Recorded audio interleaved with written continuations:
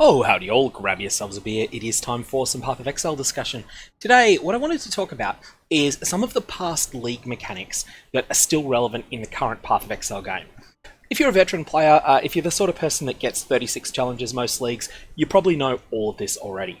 But it's something that if you're someone that's a bit newer to the game and you haven't been around for its whole history, you may well not know some of these. This video, I want to cover 4. I want to cover Abysses, and you can see one just on my screen here. I want to cover Breaches, I want to cover Harbingers, and I want to cover Perandus.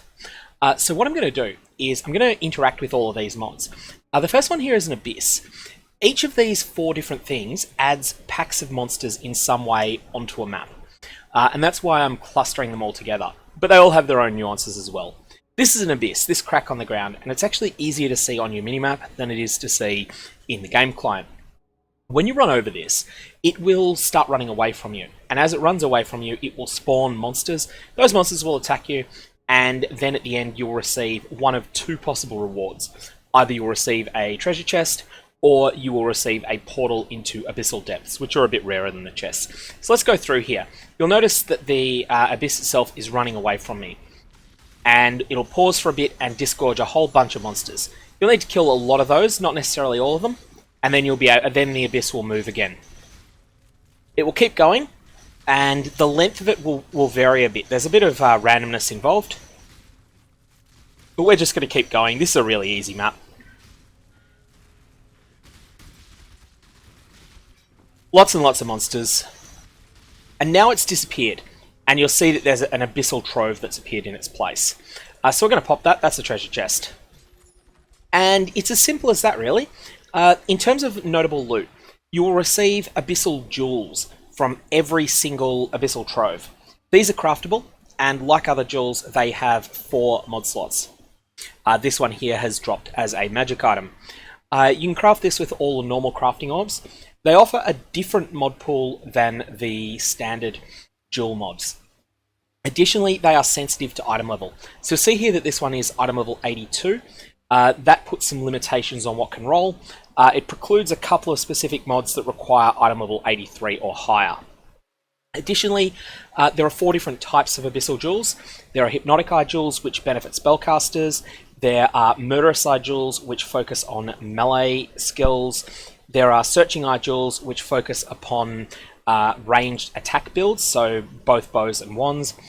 And there are ghastly eye jewels, which are oriented towards minions and summoners. These jewels can be very powerful, and they also can go into abyss sockets on items. So you'll see here that this ambush harness Stygian Vise is a belt that is only available, a belt type that only exists in abyss content, and it has space inside it for a single abyss jewel, instead of having any other normal type of implicit on it. Stygian Vise is the best belts in the game for almost every build. There are exceptions. Energy shield builds will generally prefer a crystal belt, but not always. Sometimes they prefer a Stygian. And there is also strength stacking builds will sometimes prefer a heavy belt. But generally speaking, these belts are extraordinarily powerful. The second type of interaction that we have here is with the Breaches. And Breaches are very similar in that they disgorge a large pack of monsters. They do it in a different way.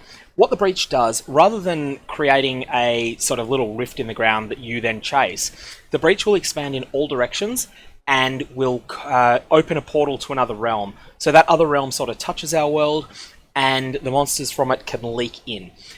They will attack you from all directions at once. They were pretty fierce back in the day, but power creep has made them pretty easy. So let's just demonstrate it.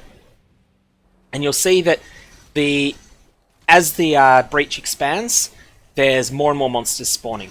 Now the breach will expand at a rate that is determined by the number of monsters you are killing. You'll also see little treasure chests named Clasped Hands appearing on the map, and you're going to want to hit those. Breaches will be in 10% of maps, and I forgot to mention, Abysses will be in 10% of maps also. That's by default. There are other ways that you can force these these events onto your maps. The first one of those is through sextants. Sometimes you will be able to add one using Zana mods on the map device, and additionally you'll be able to add them using scarabs. There is no scarab for Abyss, however. In terms of loot from the breaches, there's a couple of different things. They drop these splinters. I have them hidden on my loot filter because it's late in the league when I'm recording this, and they're pretty damn low value at this point.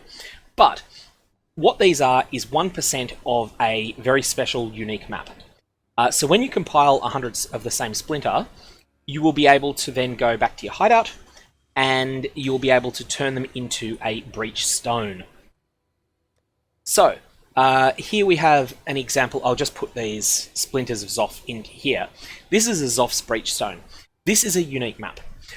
One thing that's not obvious, once you own 100 of the splinters, you'll need to put them in your inventory, then remove one from the stack, then re-add it. It's a silly way, but that's how you actually turn them into the Breachstone. It's not obvious. These Breachstones, when you run them, they're like a special map. And they have a unique boss at the end of them. They are an enormous breach. I think the easiest way to demonstrate this is to show it. There are 5 different breaches, and of the 5, there are 3 bosses that are easy. Xoph, Tull, and Esh. So this is Xoph's Breachstone, and you'll see it's only a level 70 zone. So here we have a time limit, and the breach will expand. This will be very easy on a powerful character, and even a low-level character can handle this if they're if you're able to beat yellow maps. You can handle the first 3 of the Breachstones. So there's Xoph's Breachstone is an fire-themed one. Tull is a cold-themed, and Esh is electric-themed. Then there's Ulnatol, who is physical-themed and is a higher item level, higher level zone. And then there is Chayula, who is chaos-themed and is a much higher level zone. You can upgrade these Breachstones through using the Betrayal benches, and the upgraded versions become quite valuable, special unique maps, like ones that give an enormous amount of XP. Additionally, once you do get to the boss of the zone, the bosses have a number of unique items associated with them. In terms of the ones that are really popular, Xoph has an amulet called Xoph's Blood. It drops as a lesser version that you can upgrade, and the component needed to upgrade it also drops from Xoph. Xoph also has a reasonably good bow that he drops that's very narrow niche, fire damage ignite themed. Tull is the cold one and drops the very powerful amulet, the Pandemonius, which drops as the Halcyon, and then you upgrade it using an additional token that he drops. That is one of the most powerful items in the game for any build that inflicts chills or that deals cold damage. It's quite hard to justify not using it on a lot of builds.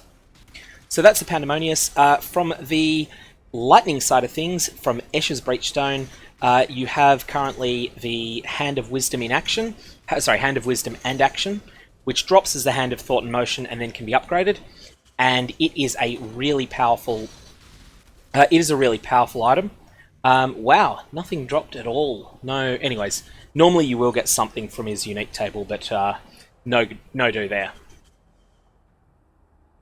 Esh has the Hand of Wisdom in action, which is a powerful claw for lightning damage attack builds. They require intelligence stacking to work. Ulnatol has nothing that's good at the time of making this, but his axe is being overhauled and may end up being good. And Chayula has a lot of good items, as well as being just an enormous font of XP. So the Chayula breaches are really good. Next up, I'm going to cover the Harbinger and Perandus content. I'm just going to get to that, and then I'll continue. So Perandus content will add 2 different things to your maps. Firstly, it will add a chest that you can pop. These chests will be guarded like strongboxes, but here's one I prepared earlier. These will drop a mediocre amount of loot and some of these Perandus coins, which again are not worth very much and tend to get filtered out. And I'm just going to run to one of the encounters that has some of the tougher Perandus monsters here. Again, they don't really hold up very well to current level of power creep in the game. In terms of fighting these monsters, they're basically just an extra couple of packs of monsters to kill. Nothing particularly exciting. I believe that the Perandus content is how the divination card, the Cheater, drops in the game. But that's only from secondhand reports. So you'll see there that there were 3 Perandus packs on this map, and the reason for that is that I added it by using a Zana daily mission. However, that's only one aspect of Perandus content, and what I'm going to do is run over to Kadiro, who is in this map as well, and here's the other way though. Kadiro is what those coins are for. He's an NPC, he's from the Perandus family, who are of significance in the game's lore. And Kadiro is a trader at heart. Now what Kadiro will do is he will offer you an item. Often it's currency, and other times it's unique items. And here you'll see that he is offering to sell me the Taste of Hate unique flask for the sum of 8,900 Perandus coins. The rarer that the item is, the more expensive that this deal will be. That doesn't necessarily mean, like, rare items are not necessarily particularly popular or powerful or valuable, but Taste of Hate is a very good item, but it is also very, very rare. Now I'm going to put down a portal scroll because this may be of value to someone else. I'm not interested in taking the item, but someone else might be.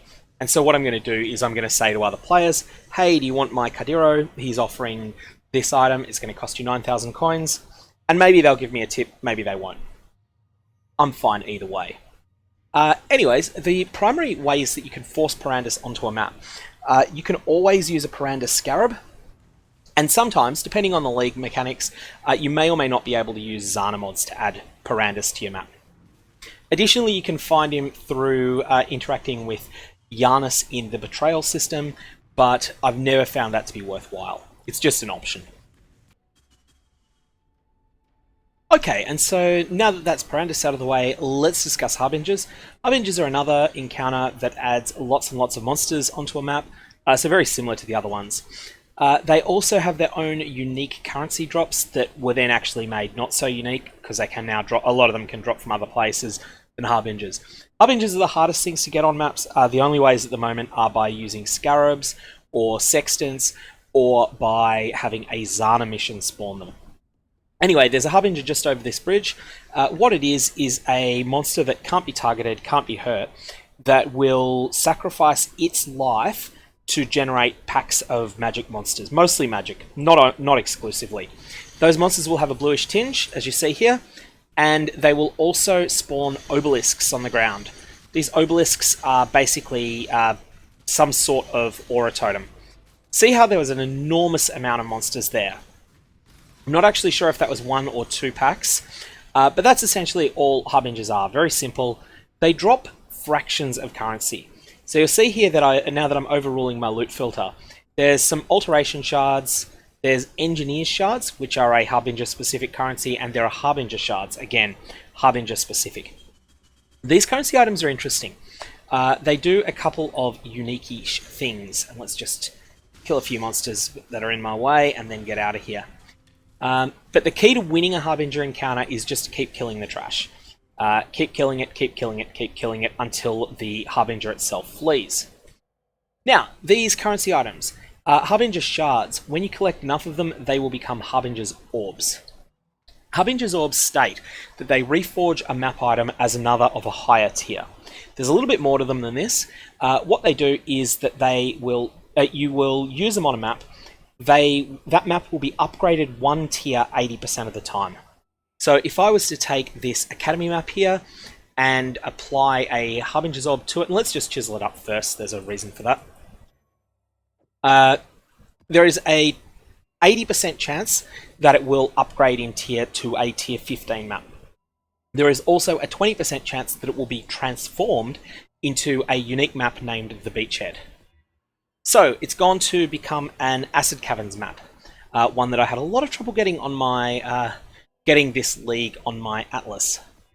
And then again, it's gone to a Promenade. Notice that it has kept the 20% quality, but it hasn't kept anything else about the map. If this map had been magic or rare, it would have kept the rarity, but re-rolled the mods when you use the Harbinger's Orb on it. And they also are the original source of Horizon Orbs. So Horizon Orbs being the one that transform a map from one base into another. And also the extraordinarily rare mirror shards also drop from Harbingers. However, the loot you're looking for when you're running these things is Exalted Shards. One Exalted Shard is 1/20th of an Exalted Orb, and you will get an appreciable amount of them. Once you have killed a bunch of Harbingers and gathered some Harbinger Orbs, you will often get your hands on this juicy little map. This is the beachhead. This is the one that the maps can upgrade to if you're lucky with a Harbinger Orb. There are 3 tiers of beachheads at the time I'm recording this, and there is a 4th one promised in the Harvest League. So this is available currently as tier 5, 10, and 15. And it's a fairly wide and open map that's very easy. There's no damage mods on it, and it is just jam-packed full of Harbingers. The new tier 16 one will be a lot harder. It will have 20 Harbingers instead of 6, which makes it an incredible source of XP. And it will have 2 mods on it. Monsters have 100% increased damage, and monsters have 100% increased life. Run that one at your own risk, because it's going to be pretty difficult. So, to recap with Harbingers, the ways you get them on your maps are either by running a Zana mission, or by using a Harbinger Scarab, or by using a sextant. Of particular note, one sextant that can roll causes all of the Harbingers and map bosses in that map to drop additional currency shards. It also adds 1 Harbinger, and that is in the boss room. I believe this can only roll on Awakened Sextants, although I'm not confident of that. This actually is somewhat of a jackpot roll, and you want to use it on your best maps that have multiple bosses, and you want to use it in a map that has is pretty high tier, because in my experience, the higher the tier is, the more currency shards the Harbingers will drop. So that's a sextant roll that you want to look out for, but it's not very common. You definitely want to use a Gilded Harbinger Scarab on those ones, because the Gilded Scarab will add 4 Harbinger packs to the map, which is more than you can get by any other means. Lastly, all of these mods, so Perandus, Harbinger, Abyss, and Breach that we've discussed here, all of them can sometimes be on the list of available Zana mods, but they're not available every league.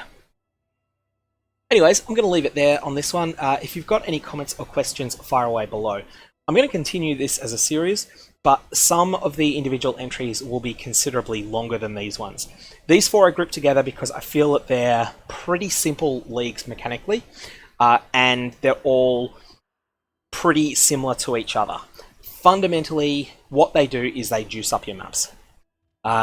You will find that these various league mechanics, each one of them will make a map a little bit more difficult and quite a lot more rewarding, and it can be quite effective to stack as many of them as possible onto a map, and then ideally to run it under considerable amount of Delirium, if you can manage to handle that. Anyways, fire away with your comments and questions. Otherwise, going to leave it there. I hope you have a good one.